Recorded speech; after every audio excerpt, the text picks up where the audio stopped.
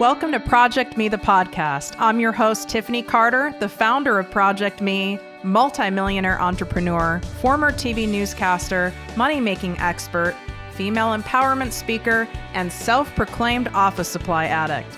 My mission is to take the mystery out of making big money. Every week on ProjectME, the podcast, I'll share success tips, strategies, and stories from other entrepreneurs, experts, and millionaires, showing you exactly how you can achieve your most exceptional life. Now let's get to it.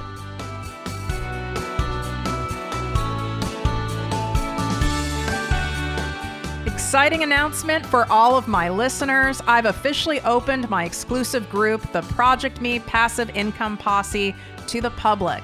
This group is by application only, so we can keep the group high vibe and spend our time, energy, and expertise only helping those of you who truly want massive success and impact. You get live weekly trainings from me, special guest coaches, and direct access to me and my business partner for all of your questions. To learn more and apply, go to projectmewithtiffany.com, click on Work With Me, and select ProjectME Posse. And of course, any questions, feel free to DM me at ProjectME with Tiffany.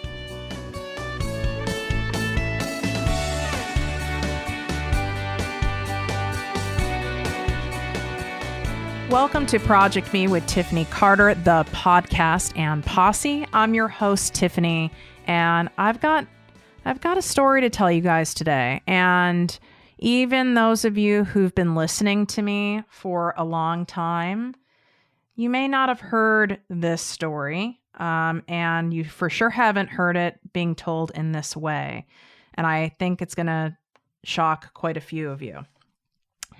So here's the thing. It took me 10 years to start ProjectME with Tiffany Carter. I had the name, even a version of the logo, the idea, the calling, the pull, you name it. I had it for 10 years before I ripped off the damn Band-Aid and went all in for it.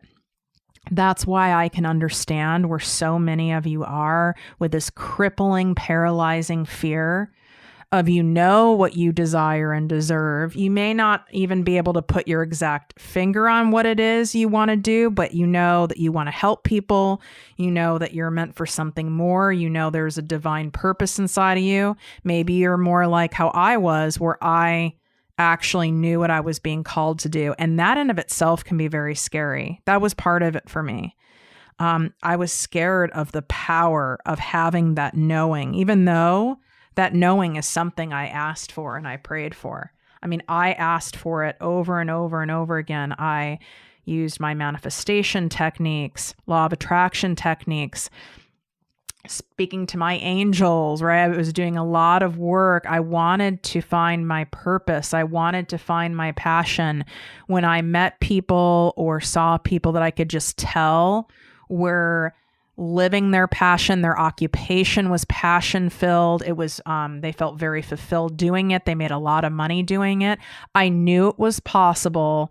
I just wasn't sure it was possible for me. And I was asking for the guidance, and I ended up getting the guidance when I was forced on bed rest after having emergency spine surgery from being an exercise addict and, of course, not stretching. So what do I always say?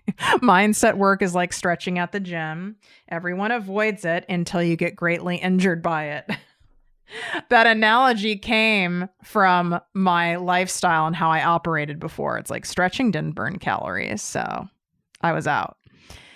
Until that happened, till I paid a big price.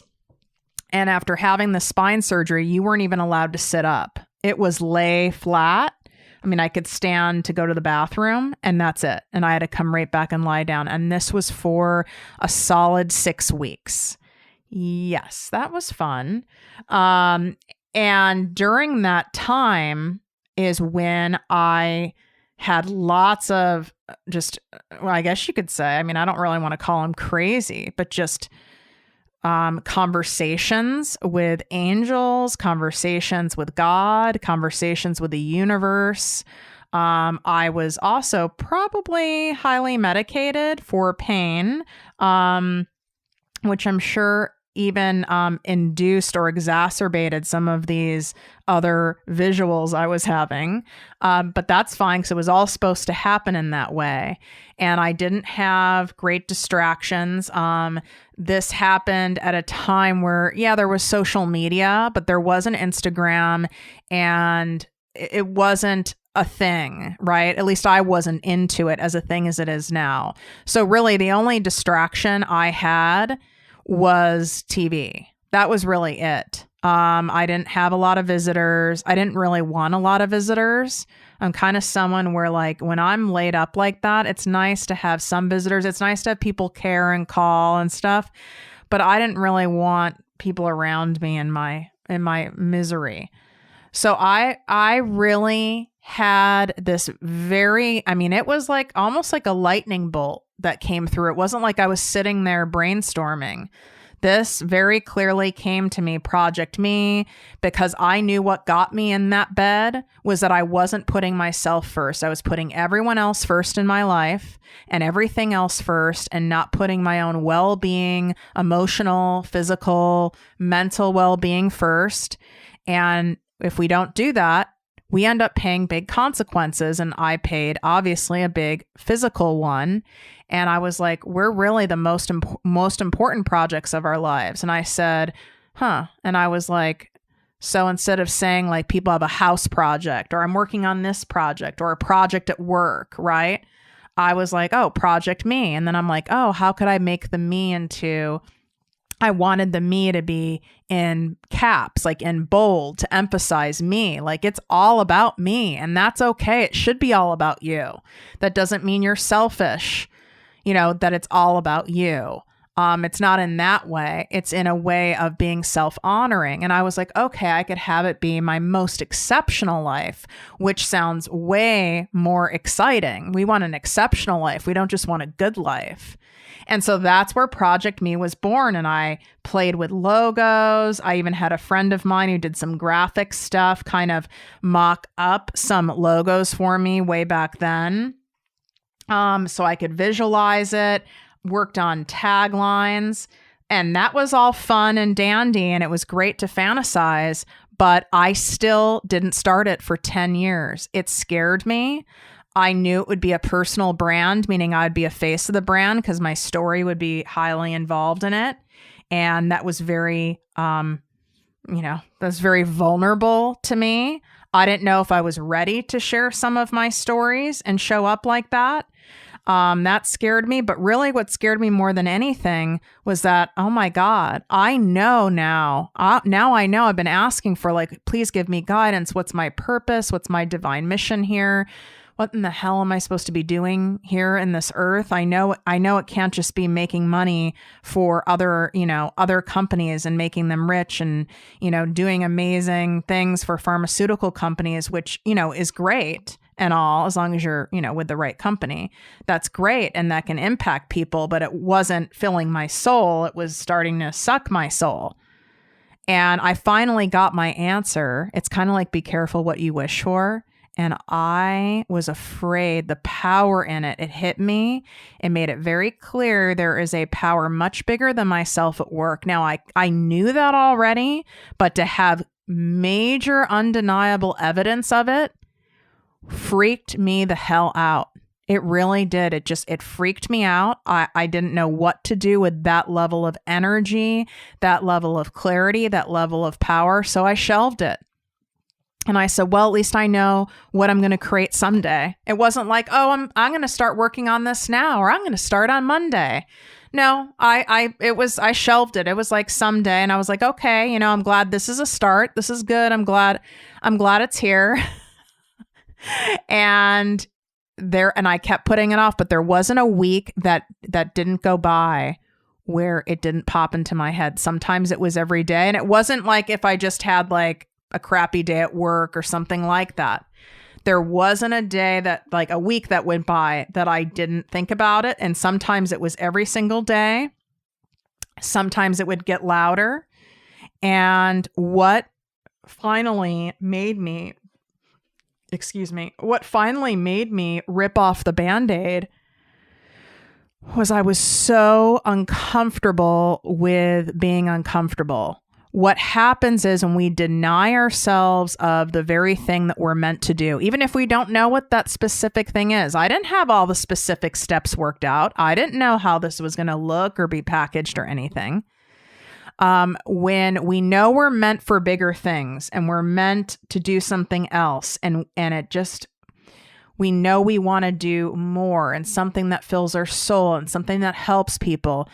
When we know that, and we keep denying it, pushing it down, saying, "Oh, that's silly. Oh, I'm making good money at this job. I might as well stay here." Or, the likelihood of me failing at this is pretty high. Like, who really makes money at this? And all the craziness that goes on with the negative committee and the inner bully in our brain. But what happens is the discomfort of resisting what we're meant to be doing starts getting stronger, more painful, more uncomfortable, more anguishing over time, to the point where I got to the point where the discomfort was far more uncomfortable than the discomfort of the fear of me just ripping off the damn Band-Aid. And I'm stubborn. I get stuck in self-will. You do not need to take 10 years like I did. This is part of what my mission is here with ProjectME, is to teach you guys the things that I did that I would have wished I did differently, and encourage you to do things differently, or teach you another way or an easier way. Because if I had someone in my ear, a mentor, a coach, someone in my ear that was spelling things out in a way I could hear them really bluntly and with love, I would have for sure had the balls to take action sooner. I didn't have that. And I'm not putting an excuse on something else. I still was in a lot of resistance, but I know for a fact I would have started sooner had I known like there was someone who was saying, "It's okay. You can do this. It is scary. I've done it. I'm here. I'm here. You can take my hand and I'll help you," or "I'm here, cheerleading you on from the side." That would have made me feel a lot better. But this whole, personal brand thing and this online coaching thing, that wasn't really big yet. Not like something has to be big to go for it, but I wasn't seeing evidence. But you know what? I also wasn't looking for evidence, because when we're in fear of something and we have all these negative thoughts, we end up finding evidence for how we're thinking. So I just kept finding evidence of why it wouldn't work. And then once in a while, I would flop back over to, "Oh, it totally will work." And I'd go back and forth, back and forth, back and forth.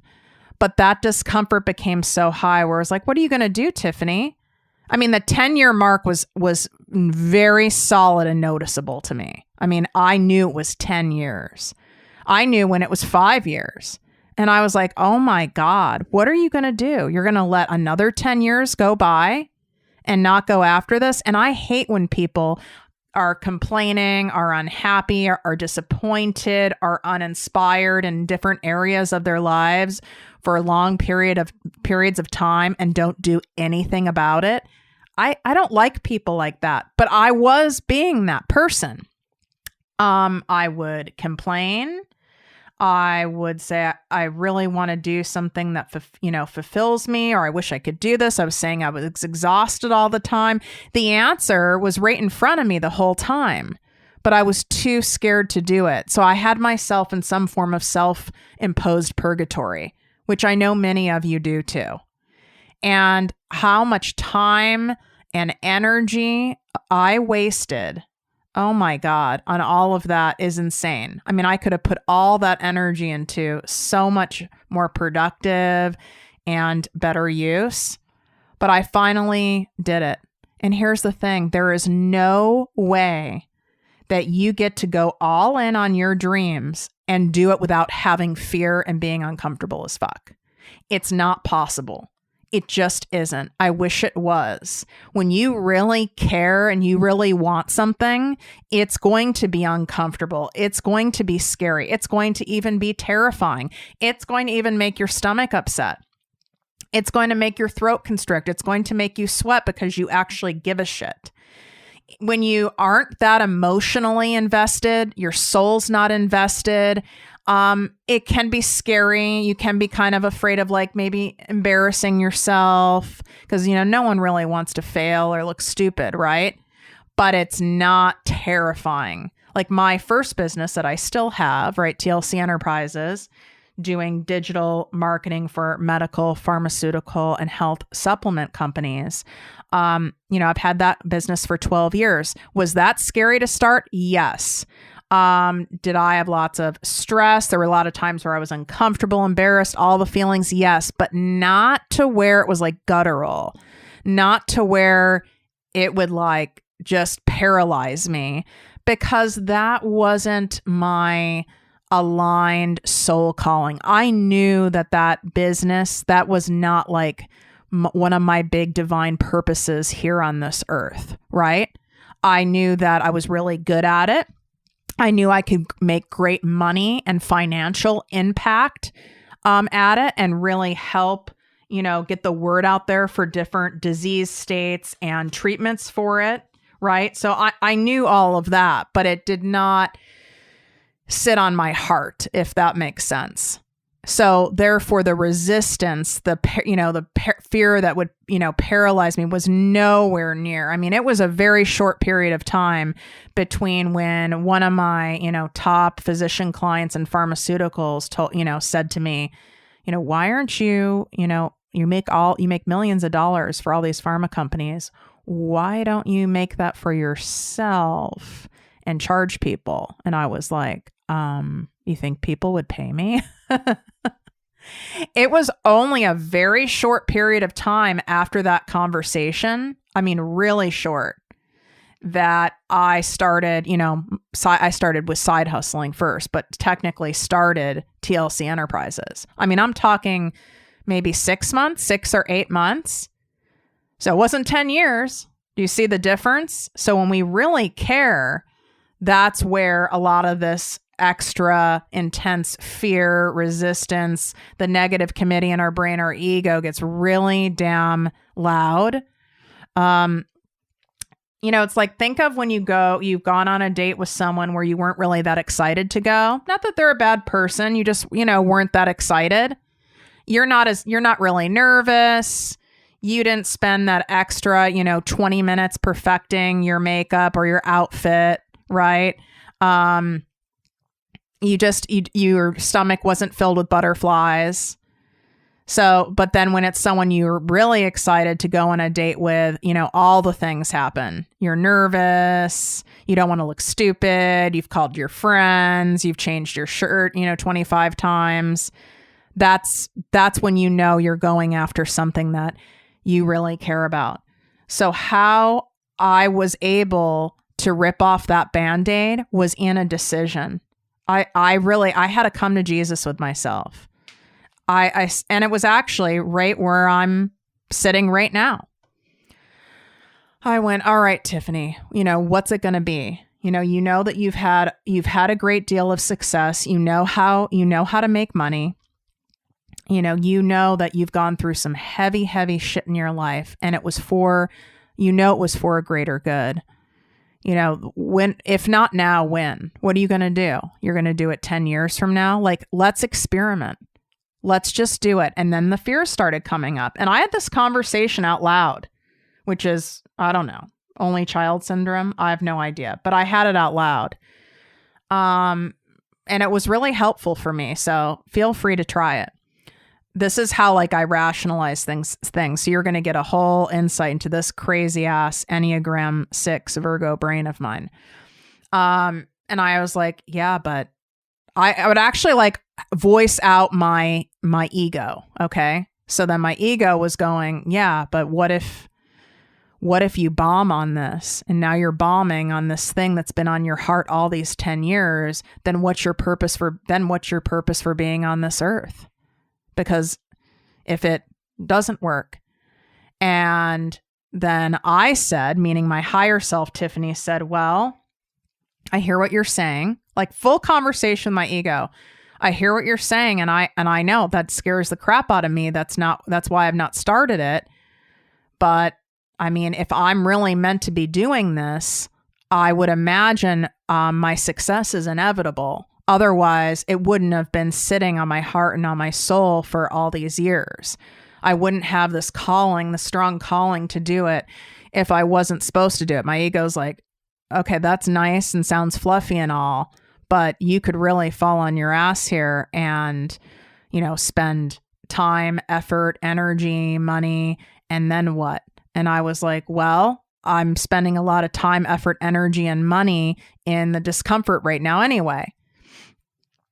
And then my ego said to me, well, you could be really successful, and then it's going to consume all of your time, and you're already feeling tired and exhausted as it is, and you already have a company already, and you have all these multiple streams of passive income already, and you're not someone who's like a super spaz, high energy, super extroverted person. You're someone who has like, you have good energy, but you're not a super, high energy, go person. This is going to require so much of you, and you probably don't have it in you. And I said to my ego, that's true. That is my other fear. My other fear is the side of how wildly successful this could be, and that it'll be all consuming, and I won't even be able to keep up with it, and I'll end up hating it. And I go, how about we do this? So now I start negotiating with my ego. How about we experiment and we start the thing, and let's give it a year. We'll give it a solid year of going all in. And if it is not paying off, if it doesn't feel good, if it is draining and miserable, then we can shut it all down. But at least we gave it a try, and we went all in for a year. And my ego was actually quiet for a moment for the first damn time, which is a good sign when your ego's like, oh shit. I wish I could do different voices, because that'd make this way more funny to give my ego like a completely different voice or accent. And my ego was like, yeah, well, yeah, I guess you could experiment. So that's why I like telling you guys the word experiment. Experiment. You don't have to say a year. You could say 6 months. I would rather you say a year, just because I know how business works.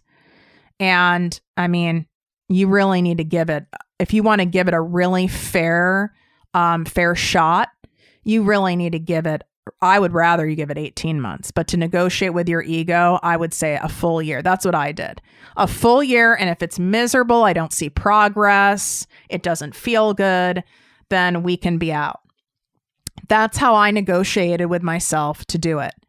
And I made a promise to myself that I was not going to build ProjectME with Tiffany Carter how I built TLC Enterprises. No way was I going to work 12, 14 hours a day, 7 days a week. It had to be with ease and joy, and with lots of people helping me along the way. Otherwise, I would sabotage it, and it wouldn't be fun for me. And that was part of the experiment, because I didn't know for certain, that I could build a company without killing myself working, and with having it be easy, and with having it be fun and exciting. I did not know that, because my programming was so hardwired that to be successful, you have to work your butt to the bone and sacrifice so much. So that became part of the experiment. And my promise I made to the universe, to God, to my angels, my promise was, I do this experiment for a year, and this experiment works, and this company is successful, and I'm enjoying it, and I'm able to do it with ease and not, hustle and grinding, and do it in a way that works with the natural flow of my energy and my state of being. Then my promise is, I will showcase that and pay it forward and teach other people how to do the same for themselves, so that other people can see me as evidence, and see that it's possible, and learn exactly how to create that for themselves. And so here we are today. 2 years later, and by the way, it didn't take even a year of this experiment for me to have the evidence at all. It took about 6 months for my ego, okay, not for higher self, Tiffany, but for my ego to go, oh shit, this shit's working. 6 months, but all in. So don't be going, girl, I've been doing this for 10 months and nothing's happened, or 2 years I've been at it and it's not been that great.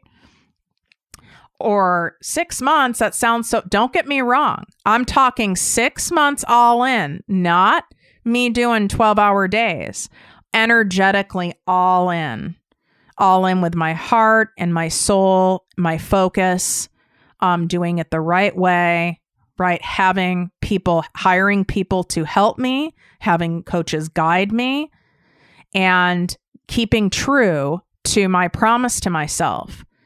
So rarely will you ever see me work more than 6 hours, 5 days a week. Rarely. And it's usually like, and if I'm in a launch or something like that, it's still not more than 6 hours. There are some days where, yeah, maybe 8. And 8, I'm like, God, I worked a long day when I say 8. And keep in mind, I have another company. And I have multiple streams of passive income. And with passive income, that doesn't mean you don't ever have to look at anything. You still have to oversee things and make sure, systems are going right, your investments are okay, et cetera, et cetera. And I still did it. So I want you guys to hear how that's possible and that you can set this up as an experiment. Give it an experiment. And then at least if you have a book sitting on your heart, a podcast sitting out on your heart, if you don't know what's sitting in your heart and soul, but there's something more in there you're meant to do, you're meant to serve at a greater good, fucking apply to work with me and do my 2-month exclusive business coaching program. I work with new entrepreneurs starting at zero, and I also work at established entrepreneurs who are making consistently more than $10,000 a month. There's a reason I have 2 different categories, because I also want to help people who are new, who aren't even sure what in the hell it is, but they know they have a burning desire, because that was me. And oh my God, I wish I had a me. And it's amazing what other people who are skilled can see in us that we can't see ourselves. And to put those puzzle pieces together is so beautiful. Why not do that? Do that for yourself. Or you can wait 10 years like I did. I'm just blown away that it was 10 years. But I know there's some of you who it could even be longer. It could be 20 years. But there is no way to do this and not do it with fear, and not do it with uncertainty, and not do it with being uncomfortable. And there's also no way to do it with knowing what the fuck you're doing. Oh, well, I need to learn more. I need to know exactly what I'm doing. I need this plan. You'll never know exactly what you're doing. It's not possible. I'm not a parent of human beings, but most all my friends are. And those of you who are parents, I think and will admit, at least to yourselves, that you guys don't know what the hell you're doing most of the time. Well, it's not in a business. When you're going after your dreams, you're not going to know. We're not supposed to know. We're not supposed to know it. And it unfolds as it's supposed to. It unfolds as it was already divinely mapped out. It's part of it. You can't just have the good stuff and not have the uncomfortable stuff. It just doesn't work that way. I wish it was another way, but it's not. Do yourself a favor today and have this conversation with yourself. Have it out loud and voice your ego out loud, and use an accent and use a different tone of voice, whatever you think your, ego sounds like. It's interesting when you say it out loud and you actually speak the words out loud, that the inner bully in your brain, the ego, the negative committee, whatever you want to call it, is actually thinking, and then you answer back and have that dialogue.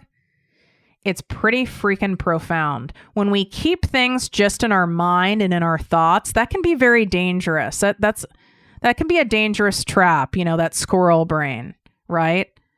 But getting it out, speaking it out loud, you could also write it out. This is where the truth comes out. This is where the power is. So I'm excited to hear what you guys have to say about that. And if you are interested again in working with me for my 2-month private business coaching, you can just simply go to my link in bio on Instagram at ProjectME with Tiffany. The application link is there, or go to my website at ProjectMeWithTiffany.com and then click on work with me. Fill out the application, and then we can see if, if we are the best fit, if I'm the best fit to get you to where you want to go. And take action on your dreams. You don't have to do it on your own.